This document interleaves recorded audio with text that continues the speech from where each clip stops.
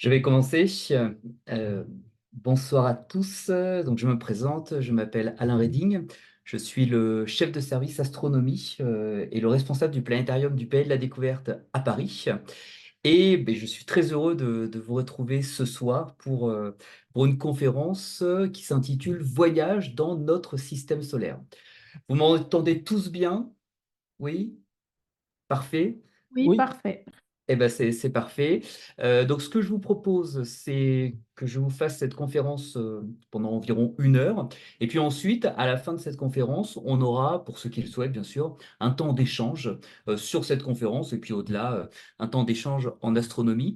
Si vous avez des questions pendant la conférence, n'hésitez pas à les indiquer dans le chat. Et puis, comme ça, en fin de conférence, je répondrai prioritairement aux questions du chat et puis ensuite à vos autres questions. Alors, on commence cette conférence avec cette image à l'échelle de notre système solaire. Et lorsqu'on parle de notre système solaire, en réalité, on parle principalement de notre étoile, le Soleil. Le diamètre du Soleil est considérable et on a représenté cette image à l'échelle et la taille du Soleil est telle que vous le voyez, hein, on a représenté ici le Soleil que par une toute petite partie de sa tranche. Le Soleil correspond à plus de 99,8% de la masse totale de notre système solaire. Vous le savez, autour du Soleil gravitent différents astres, dont 8 planètes principales. Nous avons ici Mercure, Vénus, la Terre et Mars. Ces 4 planètes sont des planètes telluriques, des planètes rocheuses où l'on peut théoriquement marcher, poser le pied. Puis ensuite, nous avons les planètes géantes gazeuses, Jupiter, la plus grosse planète de notre système solaire, Saturne, magnifique planète aux anneaux, et puis 2 planètes plus lointaines, inobservables à l'œil nu et donc découvertes bien plus tard, à savoir Uranus et Neptune. Alors bien entendu, notre système solaire, ce n'est pas qu'une étoile, notre étoile, le Soleil, et 8 planètes principales. Vous avez autour de la plupart des planètes de notre système solaire des satellites naturels. La Terre possède un satellite naturel, la Lune, Mars possède par exemple 2 satellites naturels, Phobos et Deimos. Jupiter et Saturne possèdent plus de 60 satellites naturels, dont certains très célèbres, dont les 4 satellites galiléens pour Jupiter, hein, Io, Europe, Ganymède et Callisto. Et puis nous avons pour la planète Saturne, par exemple, hein, le plus gros satellite de Saturne, le satellite Titan, qui intéresse, et nous le verrons fortement, la communauté scientifique. Et bien entendu, au-delà de Neptune, nous avons ce qu'on appelle les astres transneptuniens, et vous connaissez tous un astre transneptunien, à savoir la planète Pluton. Si maintenant on place notre système solaire dans notre galaxie, car vous le savez, nous appartenons à une communauté d'étoiles que l'on nomme une galaxie. Notre galaxie ici, représentée avec une vue d'artiste, est certainement constituée de 300 milliards d'étoiles, c'est-à-dire 300 milliards de soleils. Et posons-nous tout de suite une question fondamentale. Pourquoi le Soleil est notre étoile? Eh bien, tout simplement parce que le Soleil est beaucoup plus proche de nous que les autres étoiles.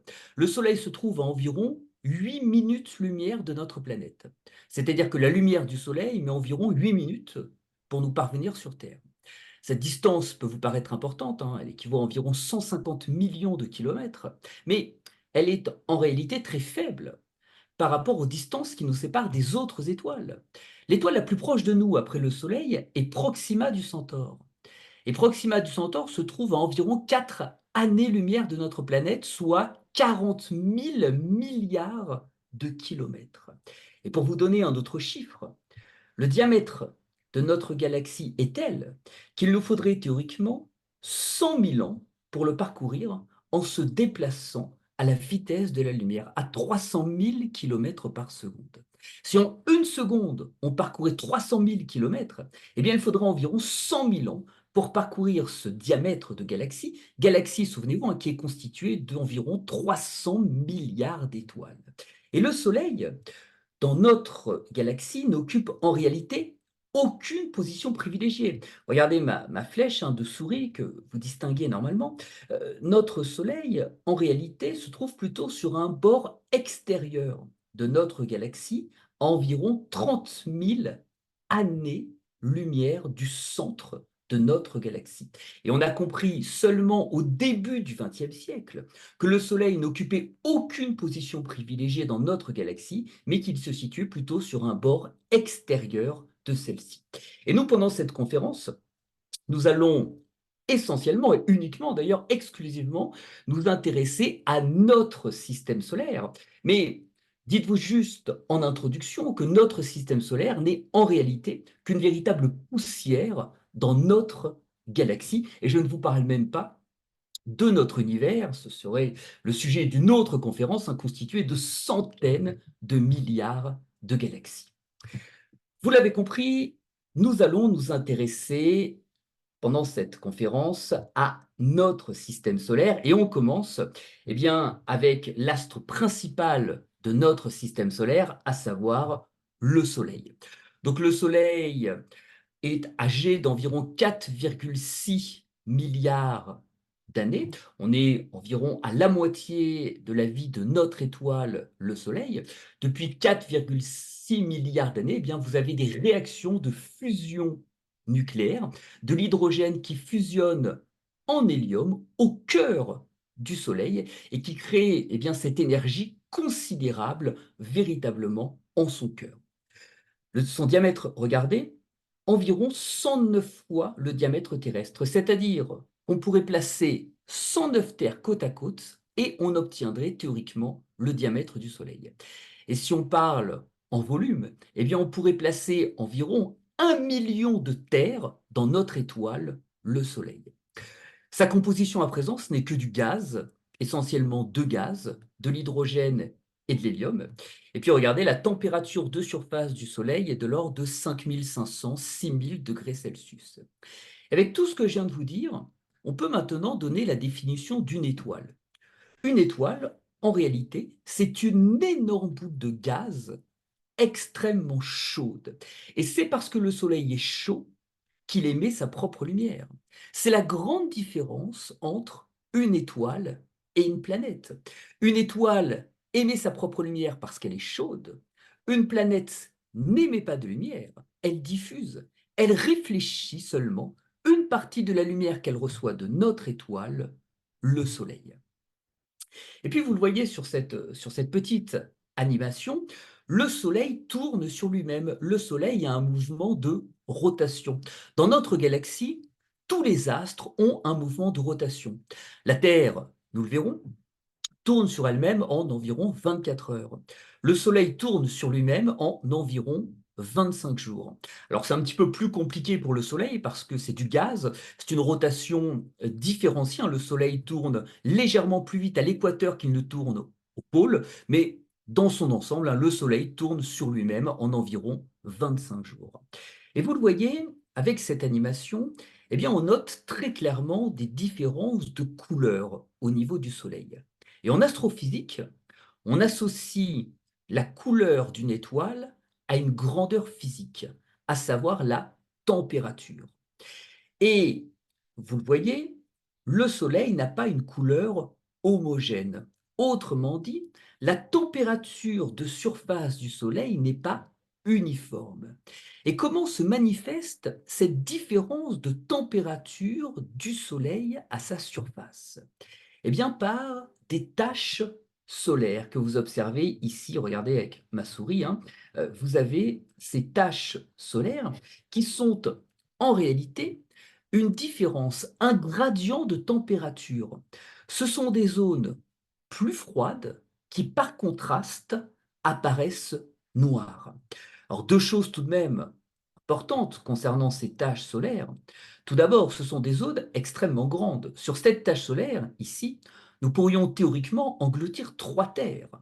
Car n'oubliez pas que le diamètre du Soleil correspond à environ 109 diamètres terrestres. Et puis, deuxième chose, ce sont des zones qui restent extrêmement chaudes. La température de surface au niveau de ces zones est de l'ordre de 3000 degrés Celsius tout de même. Mais par contraste, avec la température moyenne du disque solaire qui est d'environ 6000 degrés Celsius, eh bien ces zones apparaissent noires. Et Galilée, célèbre astronome italien du XVIIe siècle, Galilée a le premier mis en évidence un cycle complet de ces taches solaires. Et en mettant ce cycle en évidence, eh bien Galilée a démontré que le Soleil tournait sur lui-même. Et cette observation a été ainsi extrêmement importante dans l'histoire des sciences. Alors nous avons là évoqué ensemble notre étoile. On peut maintenant se demander ce qu'est une planète. Souvenez-vous, hein, il y a quelques minutes, je vous indiquais la différence fondamentale en astronomie entre une étoile qui émet sa propre lumière et une planète, elle, qui n'émet pas, qui diffuse la lumière qu'elle reçoit de son étoile. Mais en août 2006, et nous verrons en fin de conférence pourquoi cette conférence de l'Union astronomique internationale a eu lieu en 2006, eh bien en août 2006, les astronomes ont défini le mot planète. Et regardez, une planète, eh bien, c'est un corps céleste qui répond à trois définitions. Premièrement, une planète, bien entendu, doit être en orbite autour du Soleil. Deuxièmement, une planète doit posséder une forme quasiment sphérique. Et puis, troisième élément, une planète doit avoir éliminé tout corps susceptible de se déplacer au voisinage de son orbite. Et nous verrons en quoi ce troisième élément a été important dans cette définition. Alors nous avons donc, et je vous l'ai dit, 8 planètes principales, et nous allons là commencer par la planète la plus proche du Soleil, la planète Mercure, qui ressemble étrangement à la Lune. En effet, il y a environ 4 milliards d'années, tous les corps de notre système solaire ont été bombardés. Et Mercure a gardé la trace de ces impacts d'origine météoritique. Pourquoi? Eh bien parce qu'il n'y a quasiment plus d'atmosphère sur la planète Mercure. Mercure est un astre géologiquement mort. Alors par contre, sur Mercure, vous avez une très forte différence de température entre les zones exposées au Soleil, où la température va atteindre les 400 degrés Celsius, et vous basculez instantanément dans les zones plongées dans la nuit, avec une température qui atteint presque les moins 200 degrés Celsius. Autrement dit, vous avez quasiment 600 degrés d'écart de température entre les zones exposées au Soleil et les zones plongées dans la nuit. Pourquoi? Eh bien parce qu'il n'y a pas d'atmosphère sur la planète Mercure. Et vous le voyez, Mercure tourne autour du Soleil en 88 jours seulement. Alors Mercure étant une planète inférieure, c'est-à-dire située entre le Soleil et la Terre, elle peut passer parfois devant le disque solaire. Et lorsque Mercure passe devant le disque solaire, on a ce que l'on appelle un transit. Vous avez une petite tache noire qui se déplace devant le disque solaire. Et un transit de Mercure dure en moyenne 3 heures. Alors vous avez là une photographie du transit de Mercure le 7 mai 2003. Il y a eu en 2018 un autre transit de Mercure, mais ce sont tout de même des phénomènes assez rares. Le prochain transit de Mercure aura lieu au milieu du XXIe siècle. Et ces transits de Mercure et de Vénus, nous le verrons dans quelques instants, ont été extrêmement importants dans l'histoire des sciences, car ils ont permis de déterminer la première valeur de la distance Terre-Soleil. Alors passons maintenant à la planète Vénus, que l'on surnomme, vous l'avez sans doute déjà entendu, l'étoile du berger. Avec ce que nous venons de dire en introduction, hein, vous le comprenez, ce terme n'est absolument pas approprié, hein. Vénus n'est pas une étoile. Il serait sans doute beaucoup plus approprié de surnommer cet astre la planète du Berger. Et puis on entend aussi parfois dire que Vénus est le premier astre à être observable le soir, une fois que le Soleil se trouve sous l'horizon. Eh bien, c'est parfois vrai, mais c'est la plupart du temps faux. Si nous observons le ciel ce soir, vers 22 heures, une fois que le Soleil sera sous l'horizon, eh bien, une seule planète sera observable, la planète Jupiter. Jupiter sera d'ailleurs à rechercher en début de nuit, juste au-dessus de l'horizon ouest. Vénus est en réalité en ce moment inobservable. Pourquoi? Eh bien parce que Vénus se trouve actuellement trop proche angulairement du Soleil pour être observable. Ne pensez ainsi surtout pas que Vénus est systématiquement le premier astre à être observable le soir. Vénus est parfois astre du soir, mais Vénus est parfois astre du matin, et Vénus est parfois inobservable. Alors il y a eu sur Vénus, au cours de son histoire, une activité volcanique extrêmement intense, et on entend aussi parfois dire que Vénus est un petit peu la planète jumelle de la Terre. C'est vrai qu'il y a des similitudes entre la planète Vénus et notre planète. Ce sont deux planètes telluriques, deux planètes rocheuses. Et puis regardez, le diamètre de Vénus, hein, coïncide quasiment avec le diamètre terrestre. Il y a par contre de fortes disparités entre ces deux planètes. Tout d'abord, Vénus tourne dans le sens rétrograde, hein. Vénus tourne sur elle-même dans le sens opposé à notre sens de rotation. Et puis surtout, sur Vénus, eh bien, la température moyenne est de 480 degrés Celsius. Pourquoi?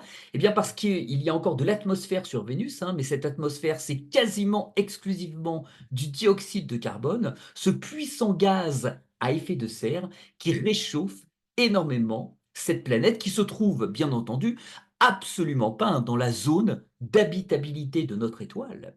Et puis sur Vénus, lorsqu'il pleut, il ne pleut pas de l'eau, mais plutôt un acide, hein, de l'acide sulfurique, un acide extrêmement puissant, qui est d'ailleurs quasiment instantanément vaporisé à cause de la température extrême sur Vénus. Mais vous le voyez, ce n'est pas demain qu'un homme posera le pied sur la planète Vénus. Et d'ailleurs, dans les années 1970, hein, les Russes et les Américains ont tenté d'envoyer des sondes sur Vénus. Alors les Russes ont réussi à poser une sonde sur Vénus, hein, c'était la sonde Venera 9, mais cette sonde, en quelques secondes, hein, a cessé de fonctionner à cause des températures extrêmes qui règne sur Vénus, qui est en réalité aujourd'hui une planète inhospitalière.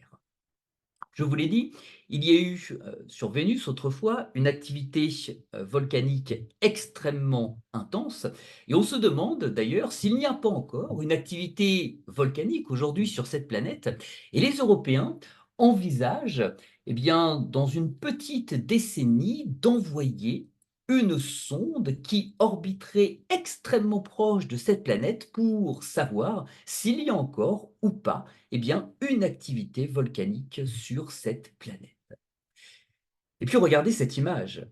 Vous avez, et nous l'observons très bien ici, cette tache noire. Il s'agit là de la planète Vénus qui passe devant le Soleil.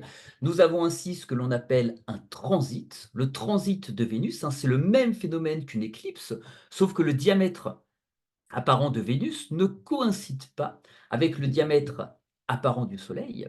Alors j'allais vous dire, si vous observez un transit, bien entendu, vous l'observez avec des lunettes spéciales éclipse ou encore mieux, avec des télescopes dédiés à l'observation du Soleil, hein, des télescopes solaires, car cela peut autrement provoquer des dommages irrémédiables sur vos yeux.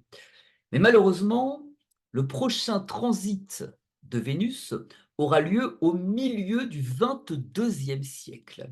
Alors à moins que la médecine fasse énormément de progrès et que nous soyons encore de ce monde dans quasiment 100 ans, eh bien, nous ne verrons pas, malheureusement, de notre vivant, un transit de Vénus, hein. Le dernier a eu lieu en 2012. C'est un phénomène astronomique absolument magnifique.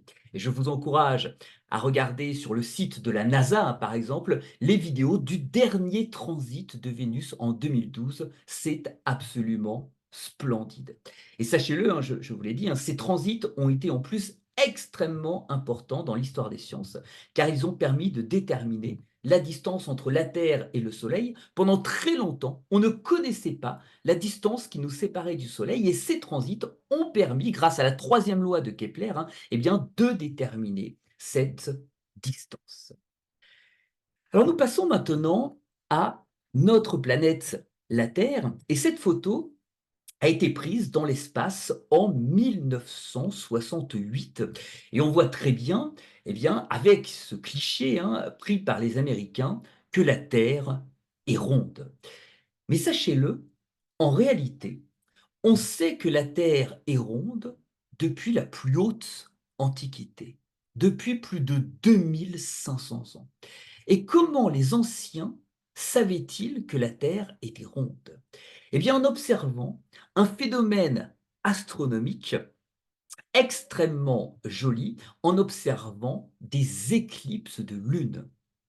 Éclipser, en astronomie, signifie rentrer dans l'ombre. Autrement dit, lors d'une éclipse de lune, la lune rentre dans l'ombre de la Terre, ou si vous préférez, la Terre projette son ombre sur la Lune. Or, regardez cette ombre que je vous montre avec ma souris. Eh bien, cette ombre est ronde. Et l'ombre que je vous montre, en fait, est l'ombre de la Terre. En observant plusieurs éclipses de Lune et en s'apercevant à chaque fois que l'ombre de la Terre était ronde, eh bien, les anciens et Aristote ont démontré que la Terre était ronde. On sait donc que la Terre est ronde depuis plus de 2500 ans. Par contre, les Grecs faisaient une erreur. Ils pensaient que la Terre était au centre du monde et que tout tournait autour de la Terre. C'est ce qu'on a appelé en astronomie le géocentrisme. Et là, il a fallu attendre extrêmement longtemps pour qu'un astronome polonais, Nicolas Copernic, eh bien, soit le premier, en 1543, à proposer une nouvelle vision du monde, une vision dite héliocentrique, avec, regardez, le Soleil au centre de notre système solaire et la Terre, notre planète, qui devenait alors une simple planète gravitant autour du Soleil. Il a donc fallu attendre plus de 1500 ans pour que l'on propose cette inversion entre le Soleil et la Terre. Pourquoi? Eh bien, pour différentes raisons, mais vous aviez une raison toute simple, c'est que les Grecs avaient réussi à inventer un modèle, et en particulier Ptolémée, hein, dans son chef-d'œuvre de l'Antiquité, l'Almageste, avait réussi à définir un modèle géocentrique qui remettait parfaitement en ligne, eh bien, le mouvement des planètes vues depuis la Terre. Autrement dit, avec les Grecs, eh bien, on savait quand est-ce qu'auront lieu les éclipses de lune, les éclipses de soleil, les occultations des planètes et puis, par exemple, les oppositions planétaires. Et c'est toujours extrêmement difficile, eh bien, de remettre en cause quelque chose qui fonctionne très bien. Et le modèle géocentrique des Grecs, grâce à Ptolémée, hein, dans l'Almageste, eh bien, fonctionnait extrêmement bien. Nous le savons aujourd'hui, hein, et on a fini par démontrer d'ailleurs, grâce à la parallaxe stellaire, bien plus tard, que c'est bien la Terre qui tournait autour du Soleil. Donc la Terre possède principalement deux mouvements. Premier mouvement, la Terre tourne sur elle-même en 24 heures, hein. Quelle est la conséquence de cela? Eh bien, c'est de l'alternance du jour et de la nuit sur Terre. Et puis deuxième mouvement, bien entendu, la Terre tourne autour du Soleil en une année. Alors nous passons maintenant à notre unique satellite naturel, à savoir la Lune. La Lune qui se trouve à seulement, en moyenne, hein, 384 000 km, soit environ une seconde-lumière. Souvenez-vous, hein, le Soleil se trouve à 8 minutes-lumière de notre planète. la Lune se trouve à seulement 1 seconde-lumière. La Lune est véritablement l'astre le plus proche de nous. Et voilà pourquoi on peut parfois observer la Lune en pleine journée, tout simplement parce que même si la Lune est environ 4 fois plus petite que notre planète, eh bien la Lune est beaucoup plus proche de nous que les autres astres. Et vous le savez, eh bien 12 hommes ont marché sur la Lune grâce au programme Apollo. Le premier étant bien sûr Armstrong en 1969 et les Américains eh bien, tentent en ce moment même, grâce au programme Artemis, d'envoyer eh bien, d'autres hommes sur la Lune à l'horizon 2026. Alors intéressons-nous, nous, ici, aux phases de la Lune. Euh, En position 1, regardez, depuis la Terre, on voit la partie non éclairée de la Lune. Nous sommes donc en nouvelle Lune. La Lune est, la plupart du temps, inobservable depuis la Terre. Mais vous le savez, la Lune tourne autour de la Terre en environ 27 jours et 8 heures. Autrement dit, 2 ou 3 jours après la nouvelle Lune, eh bien, nous observons la Lune en croissant du soir. C'est d'ailleurs eh bien, la position actuelle de la Lune. Puis, 7 jours environ après la nouvelle Lune, la Lune est en quartier.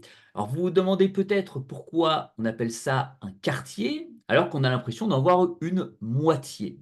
Eh bien, tout simplement parce que la Lune est en rotation synchrone avec la Terre.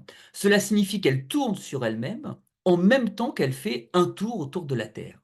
Autrement dit, depuis la Terre, on voit toujours la même face lunaire. Il y a une face visible et une face cachée. Donc un quartier, tout simplement parce qu'on en voit une moitié de moitié. La Lune devient ensuite gibbeuse croissante. Gibbeuse en astronomie signifie bossu. Et puis 14 ou 15 jours après la nouvelle Lune, la Lune est pleine. La Lune nous présente son disque entier. Et vous l'avez compris, nous observons toujours la même face lunaire lors de chaque pleine Lune. Après la pleine lune, eh bien, la lune nous offre alors un aspect de moins en moins généreux dans le ciel. La lune devient gibbeuse décroissante, puis nous avons une lune en dernier quartier, une lune en croissant du matin, visible uniquement en toute fin de nuit et une partie de la matinée. Et puis, 29 jours et 13 heures après la nouvelle lune, eh bien, une nouvelle lune a lieu. Une lunaison dure donc, en astronomie, 29 jours et 13 heures, 29 jours et demi.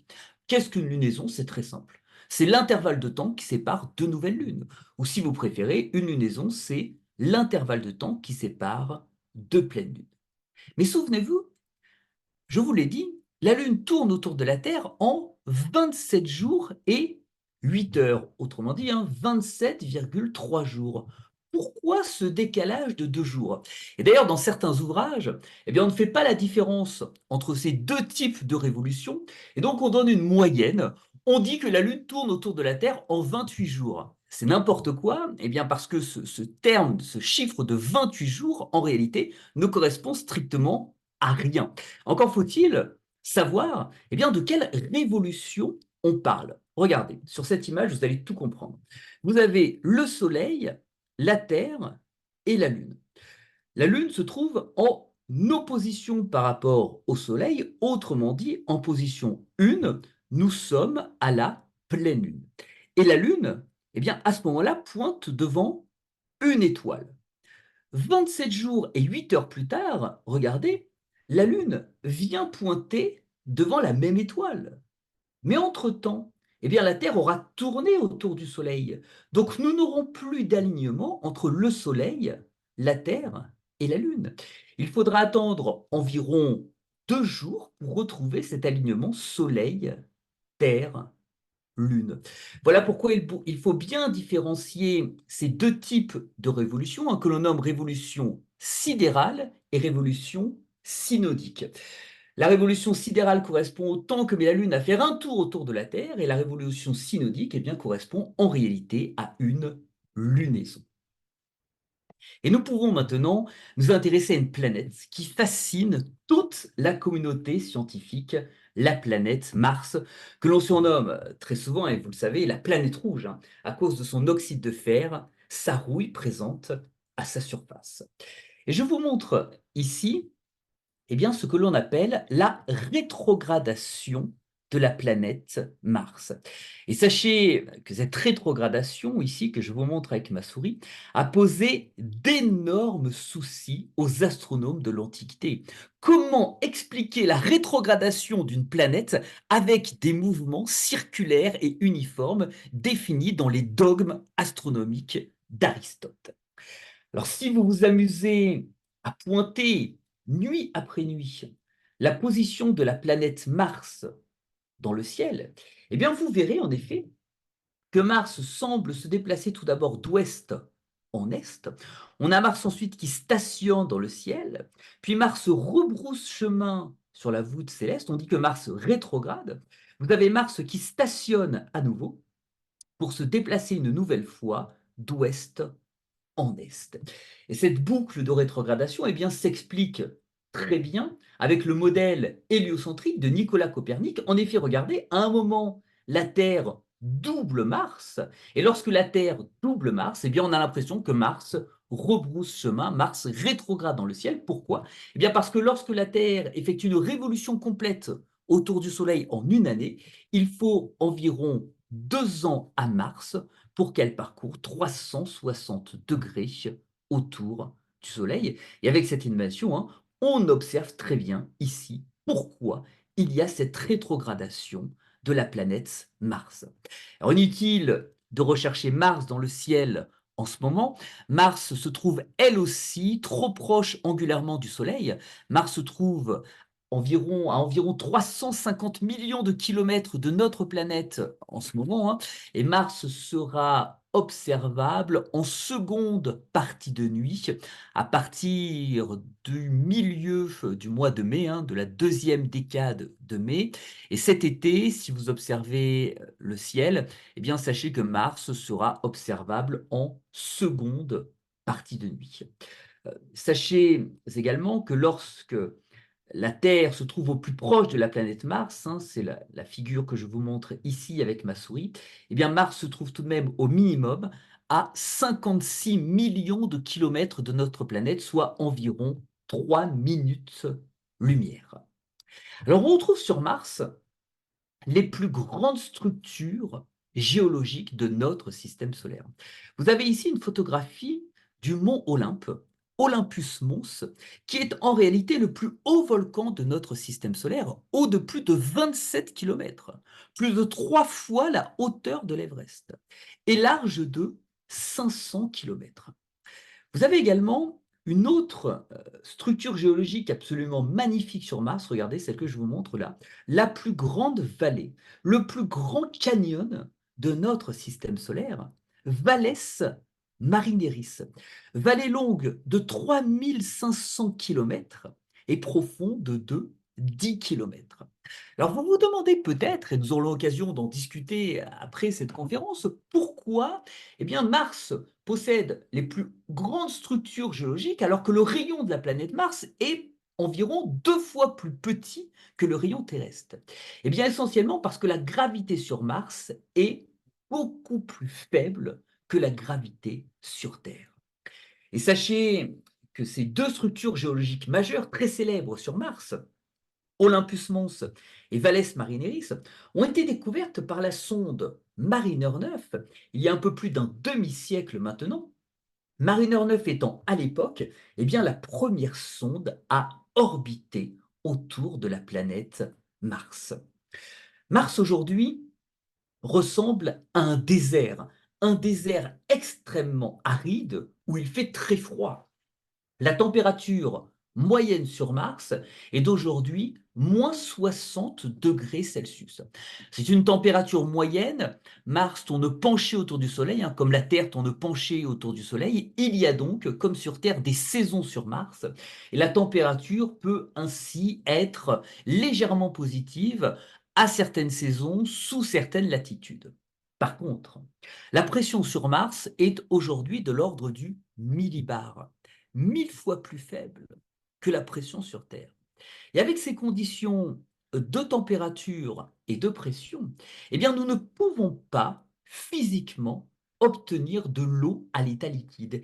Il n'y a plus d'eau aujourd'hui sur la planète Mars, et je dis bien plus d'eau à l'état liquide, car on retrouve encore énormément d'eau sur la planète Mars, mais c'est de l'eau à l'état solide ou de l'eau à l'état gazeux. Si vous observez eh bien, les pôles martiens, avec votre télescope, par exemple, vous pourrez retrouver eh bien, de la glace d'une part carbonique et d'autre part de la glace d'eau. On retrouve encore énormément de l'eau à l'état solide sur la planète Mars. Par contre, il n'y a plus d'eau liquide aujourd'hui sur la planète Mars. Et vous le savez, depuis plus d'un demi-siècle maintenant, eh bien, la NASA a réussi l'exploit d'envoyer des rovers se poser sur la planète Mars. Je parle bien d'exploit car, souvenez-vous, la Lune se trouve, nous l'avons vu, hein, à environ 1 seconde-lumière de notre planète, et il a fallu environ 3 jours de voyage pour, eh bien, avec les missions Apollo, pour effectuer le voyage aller sur la Lune, se poser sur la Lune et puis effectuer le voyage retour. Sur la planète Mars, vous vous en doutez, Mars, lorsqu'elle est en opposition, se trouve à 3 minutes-lumière de notre planète. Il faut donc entre 6 et 9 mois à un rover pour effectuer le voyage vers la planète Mars. Et nous ne pouvons pas effectuer ce voyage à n'importe quel moment. Il faut bien entendu que Mars se trouve au plus proche de la Terre, et cette configuration se produit tous les 26 mois. C'est-à-dire qu'environ tous les 2 ans, les astronomes ont la possibilité d'envoyer un rover vers la planète Mars.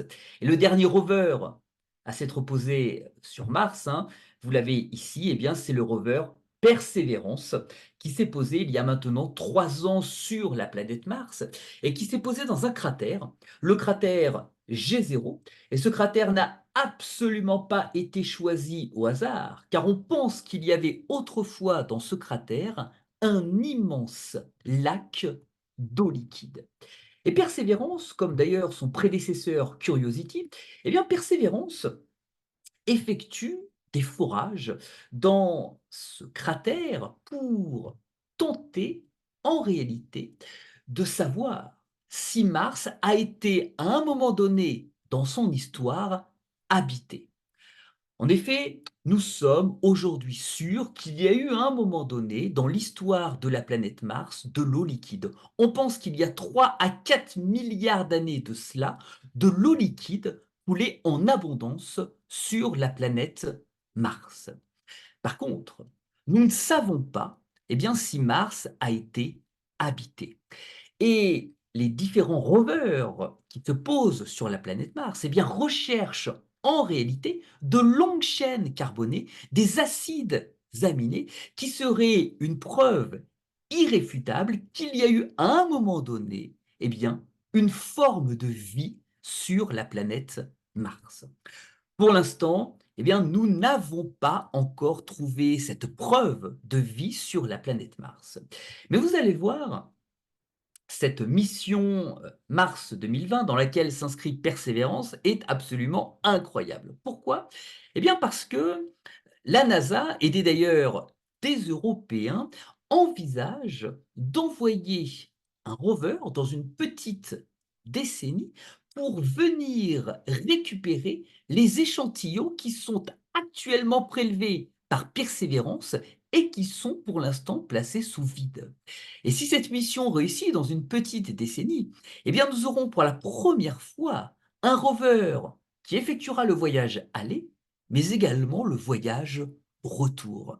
Et avec tous les instruments dont nous disposons sur Terre, nous serons peut-être, dans une petite décennie, en capacité de répondre à cette question qui fascine toute la communauté scientifique. Y a-t-il eu un jour de la vie sur la planète Mars? Et je vous le disais, cette mission pilotée par la NASA est une mission en réalité international, parce que l'instrument que vous observez ici, un instrument Supercam, est de conception française. Il a été réalisé par les chercheurs de l'Observatoire de Paris, hein. C'est un spectromètre réalisé par les chercheurs de l'Observatoire de Paris. Et pourquoi cette collaboration est extrêmement importante pour nous? Eh bien parce que cette collaboration nous permet en réalité d'avoir accès en temps réel à toutes les données qui sont fournies par Persévérance. Dans quelques semaines de cela, d'ailleurs, Persévérance va sortir du cratère G0, hein, pour venir analyser eh bien, les deltas martiens qui se trouvent à proximité de ce cratère et qui sont une nouvelle preuve que de l'eau liquide coulait autrefois dans cette région martienne. Et d'une manière plus générale, comprendre le passé de la planète Mars est extrêmement important. Car si on comprend pourquoi et comment cette eau liquide a disparu, on pourra peut-être comprendre ce qui pourrait se passer sur Terre dans plusieurs millions d'années. C'est-à-dire que comprendre le passé de la planète Mars revient peut-être à comprendre le futur de notre planète. Alors nous avançons maintenant et nous sommes à présent à presque 900 millions de kilomètres de notre planète, hein, au niveau de la planète Jupiter, la plus grosse planète de notre système solaire. En effet, son diamètre correspond à environ 11 diamètres terrestres. Et Jupiter tourne vite sur elle-même. Regardez, Jupiter tourne sur elle-même en environ 10 heures. Et à cause de sa rotation rapide, eh bien, l'atmosphère de Jupiter se structure en bandes parallèles avec une alternance de zones claires et de zones sombres. Ce sont là les composés chimiques qui sont brassés en permanence sur cette planète géante gazeuse. Et vous observez et retrouvez ici eh bien, cette célèbre tache rouge, cet anticyclone géant où nous pourrions théoriquement engloutir 3 terres et où les vents tout de même eh bien, circulent avec une vitesse de 700 km/h. Et cette tache rouge a été découverte par Galilée au début du XVIIe siècle. D'ailleurs, Galilée a observé la planète Jupiter avec sa lunette astronomique. Galilée est d'une manière plus générale le premier à observer le ciel avec un instrument astronomique. Et Galilée observe en janvier 1610 4 points lumineux autour de la planète Jupiter. Galilée répète alors ses observations chaque nuit et il s'aperçoit que ces points lumineux se déplacent dans le ciel d'une nuit sur l'autre. Et là, Galilée comprend que ces points lumineux sont en réalité des satellites de Jupiter. Et Galilée apporte ainsi la preuve, le premier, que tout ne tourne pas autour de la Terre. Et cette observation a été fondamentale dans l'histoire des sciences. Souvenez-vous, les anciens, les Grecs, avaient posé comme dogme que la Terre se trouvait au centre du monde et que tout tournait autour de la Terre. Galilée démontre que c'est faux, tout ne tourne pas autour de la Terre, vous avez au moins 4 points qui tournent autour de la planète Jupiter. Galilée était un copernicien convaincu. Galilée était persuadé que la Terre tournait autour du Soleil. Il fut d'ailleurs condamné à l'exil à la fin de sa vie pour avoir affirmé lors de son procès que la Terre tournait autour du Soleil. Alors il n'a malheureusement pas réussi à démontrer ce qu'il affirmait, à savoir que la Terre tournait autour du Soleil. Par contre, avec cette observation, eh bien, Galilée a invalidé toute la physique aristotélicienne. En une semaine, eh bien, Galilée a invalidé 2000 ans d'astronomie. Il a démontré que tout ne tournait pas autour de la Terre. Galilée a également observé la planète Vénus, hein, entre parenthèses, et a observé Vénus avec son télescope et observé le premier un cycle complet de phases de la planète Vénus. Et en observant ce cycle, eh bien, Galilée a démontré que Vénus tournait autour du Soleil. Alors nous revenons sur les observations de Galilée au niveau de la planète Jupiter. Et donc Galilée a observé ces 4 satellites qui se nomment Io, Europe, Ganymède et Callisto. Et en réalité, eh bien 400 ans plus tard, plus de 400 ans plus tard, on s'intéresse encore énormément à ces 4 satellites et en particulier aux satellites Europe, Ganymède et Callisto. Et peut-être le savez-vous, mais les Européens ont lancé l'année dernière une sonde spatiale, la sonde JUICE, à destination justement de ce système jovien vers 3 de ces satellites galiléens, Europe, Ganymède et Callisto. Alors cette sonde est partie en 2023 et devrait voyager pendant environ 7 ans pour arriver à la fin de l'année 2030 au niveau de ce système jovien.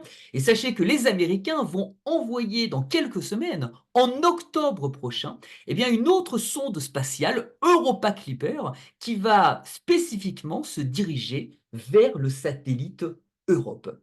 Et pourquoi s'intéresse-t-on autant à ces satellites galiléens plus de 400 ans après leur découverte?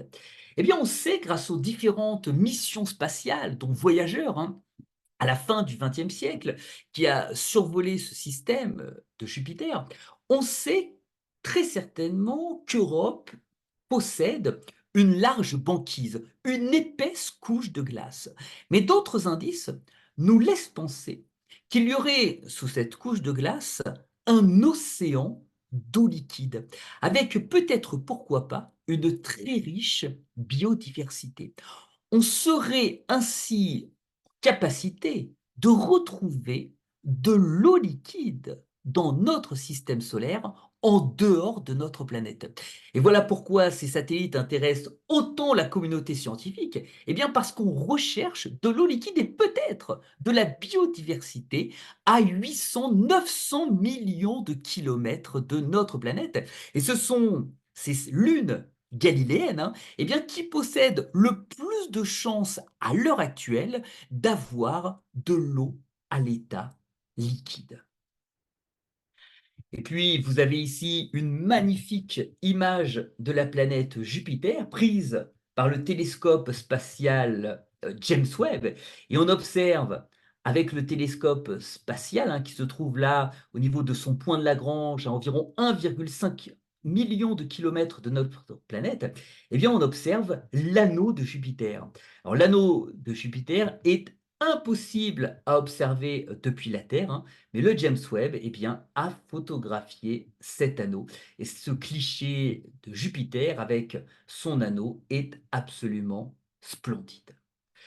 Alors nous passons maintenant à la planète Saturne, la dernière planète observable à l'œil nu, hein. Et Saturne, regardez, se trouve à environ 1,5 milliard de kilomètres de notre planète, 1 milliard 500 millions de kilomètres de notre planète. Et il faudrait, là encore, hein, comme pour JUICE ou Europa Clipper, environ 7 ans à une sonde spatiale pour effectuer ce voyage. Bien entendu, comme sur Jupiter, il fait très froid au niveau du système de Saturne, hein, environ moins 180 degrés. Pourquoi? Eh bien parce que vous n'avez qu'1% du flux solaire qui arrive à ces distances, hein, au niveau de Jupiter et de Saturne. Alors Saturne tourne autour du Soleil en environ 30 ans. Et puis bien sûr, Saturne est connu pour ses magnifiques anneaux caractéristiques de cette planète géante gazeuse. Là encore, en janvier 1610, Galilée a observé la planète Saturne avec sa lunette astronomique, mais Galilée n'a pas véritablement réussi à percevoir ce qu'il observait. Le mystère a été résolu quelques années plus tard en 2 temps. Tout d'abord par Huygens, qui, le premier, a émis l'hypothèse d'un anneau solide autour de la planète Saturne. Puis ensuite, définitivement par Cassini, qui a découvert la division principale des anneaux de Saturne, la célèbre division de Cassini que je vous montre ici. Et puis nous avons ici cette photographie très célèbre, hein, prise au mont Wilson en Californie en 1883. Et c'est en réalité la première photographie prise des anneaux de Saturne. Alors ces anneaux ont été pris ici avec le télescope spatial James Webb. On pourrait d'ailleurs se demander ce que sont ces anneaux, hein. Ce sont, et sachez-le, de millions de blocs de glace et de poussière qui tournent individuellement autour de la planète Saturne. Et depuis la Terre, eh bien, nous avons ainsi la pression de ces magnifiques anneaux. Alors Saturne est elle aussi en ce moment inobservable, hein, mais Saturne sera visible cet été en France, elle aussi plutôt en seconde partie de nuit. Saturne sera en opposition le 8 septembre prochain, c'est-à-dire que le 8 septembre prochain, Saturne sera visible toute la nuit. Et si vous observez Saturne à l'œil nu, vous verrez un astre peu brillant, un astre beaucoup moins lumineux que la planète Jupiter ou la planète Vénus, hein, Vénus étant la planète la plus brillante du ciel nocturne. Par contre, si vous observez Saturne avec votre télescope, et c'est, à n'en pas douter, l'une des plus jolies observations à faire avec un instrument astronomique, eh bien vous découvrirez ces magnifiques anneaux caractéristiques de cette planète géante gazeuse. Et si vous observez Saturne avec votre télescope, eh bien vous pourrez aussi regarder, observer les satellites eh bien, les plus massifs, hein, de la planète Saturne, dont le satellite Titan, le plus gros satellite de la planète Saturne. Et je ne vais pas aborder ce sujet car ce sera l'objet d'une prochaine conférence avec vous, hein, mais la NASA envisage d'envoyer dans quelques années eh bien, un drone, une libellule Dragonfly vers le satellite Titan. Titan qui a tout de même un diamètre, hein, plus grand que la planète Mercure. Et ce satellite, un Titan, fascine lui aussi toute la communauté scientifique. Alors nous avons deux planètes principales dans notre système solaire, plus lointaines, Uranus, prise là encore avec le James Webb, et puis Neptune. Pourquoi ces planètes ont été découvertes bien plus tard, hein, l'une par Herschel, l'autre par Le Verrier? Eh bien, tout simplement parce que ces planètes sont inobservables à l'œil nu et les ces 2 planètes, hein, eh bien, ont donc été découvertes plus tardivement, contrairement aux 5 autres planètes, à savoir Mercure, Vénus, Mars, Jupiter et Saturne, qui sont connues depuis la plus haute antiquité, depuis plus de 2000 ans, car ces planètes sont visibles à l'œil nu. Et souvenez-vous, hein, Galilée est le premier à observer le ciel avec un instrument astronomique. Jusqu'à Galilée, on observait le ciel à l'œil nu. Alors certes, avec des instruments astronomiques, hein, comme des astrolabes ou des nocturlabes, mais ces instruments ne grossissaient pas l'image que l'on pouvait contempler. Alors Uranus et Neptune ont donc été découvertes bien plus tard. Neptune, d'ailleurs, a été découverte par un astronome français, hein, Le Verrier, qui était directeur à l'époque de l'Observatoire de Paris et qui a découvert Neptune, non pas par l'observation, mais par le calcul mathématique. Il s'est aperçu que la trajectoire d'Uranus ne suivait pas exactement eh bien, la trajectoire qu'elle devait suivre en respectant la loi de Newton, hein, la loi gravitationnelle. Et Le Verrier a ainsi eu l'idée, le premier, que peut-être une planète eh bien, perturbait l'orbite de, de Neptune et l'orbite d'Uranus, pardon. Et Le Verrier a ainsi envoyé eh bien, ses observations à un astronome allemand, Gall, qui a ensuite, grâce aux calculs mathématiques de Le Verrier, eh bien, observé la planète Neptune. Neptune qui est donc la dernière planète observable à l'œil nu depuis la Terre. Alors peut-être, sans doute d'ailleurs, le savez-vous, mais en 1930, un astronome a découvert la planète Pluton. Et quand j'étais élève, et c'est sans doute votre cas, eh bien, Pluton était une planète principale de notre système solaire. Moi, dans ma jeunesse, j'ai appris qu'il y avait 9 planètes principales dans notre système solaire, dont la planète Pluton. Et depuis 2006, eh bien, Pluton a été rétrogradé de son statut de planète principale. Pourquoi? Eh bien, parce qu'on a découvert, regardez, en 2005, la planète, ou l'astre plutôt, Eris. Et les astronomes se sont aperçus qu'Eris était certes plus loin que Pluton dans notre système solaire, mais Eris était plus grosse et plus massive que Pluton. Les astronomes ont ainsi été confrontés à un dilemme. Soit intégrer Eris comme 10e planète de notre système solaire, soit rétrograder Pluton. Et devant la perspective de découvrir des astres toujours plus loin, avec les télescopes qui s'améliorent année après année, eh bien, la communauté scientifique a pris la décision de rétrograder la planète Pluton. Souvenez-vous, la définition d'une planète date de 2006. Et en 2006, l'Union internationale astronomique a ainsi décidé, avec cette définition d'une planète, de rétrograder la planète Pluton de son statut de planète principale. Et l'UAI a inventé un nouveau terme, une planète naine, faite pour Pluton et d'autres astres transneptuniens. Alors, qu'est-ce qu'une planète naine? Eh bien, c'est une planète qui est en orbite autour du Soleil, donc nous avons le même point que pour une planète principale. Deuxièmement, elle possède une forme presque sphérique, donc là encore, c'est le même point que pour une planète principale, mais regardez, le troisième élément, elle n'a pas éliminé tout corps susceptible de se déplacer au voisinage de son orbite. Pluton, eh bien, n'est ainsi, avec cette définition, qu'une planète naine parmi d'autres, parmi Eris, et puis parmi d'autres planètes qui apparaissent ici. Alors sachez-le, c'est une convention. Euh, En 2006, l'UAI a défini ces définitions, mais par exemple, les Américains n'ont jamais pris en compte ces nouvelles définitions. Pour les Américains, eh bien, Pluton reste une planète principale de notre système solaire. Peut-être c'est parce qu'un Américain a découvert la planète Pluton, mais en tout cas, Pluton, pour les Américains, reste une planète principale.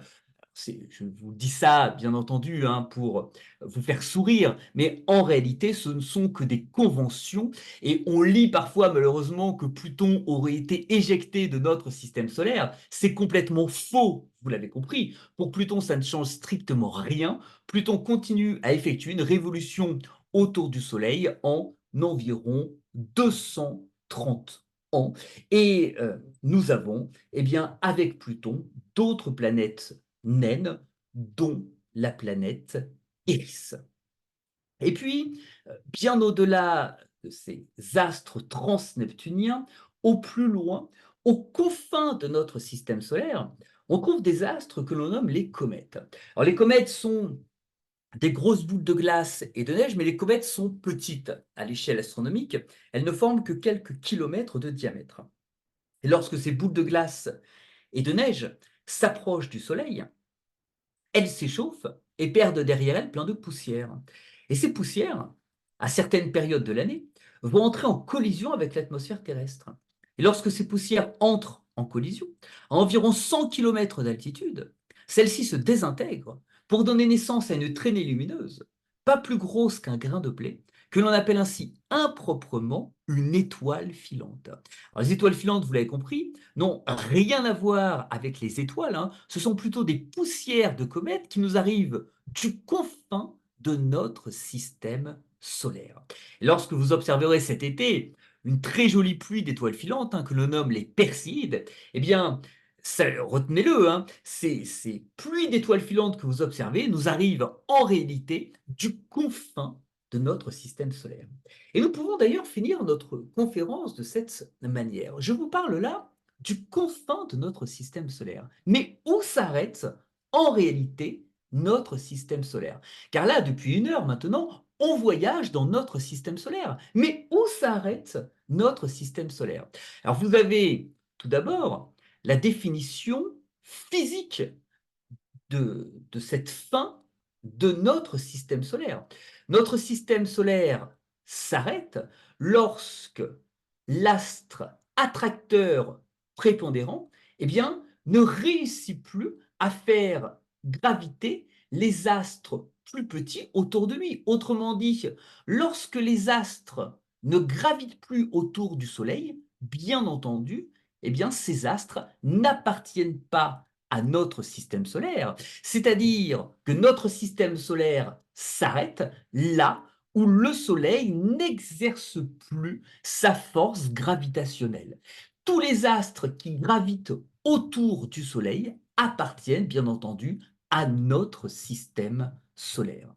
Et comment peut-on matérialiser maintenant cette distance? Souvenez-vous, Saturne, la planète la plus lointaine visible à l'œil nu, se trouve à 1,5 milliard de kilomètres.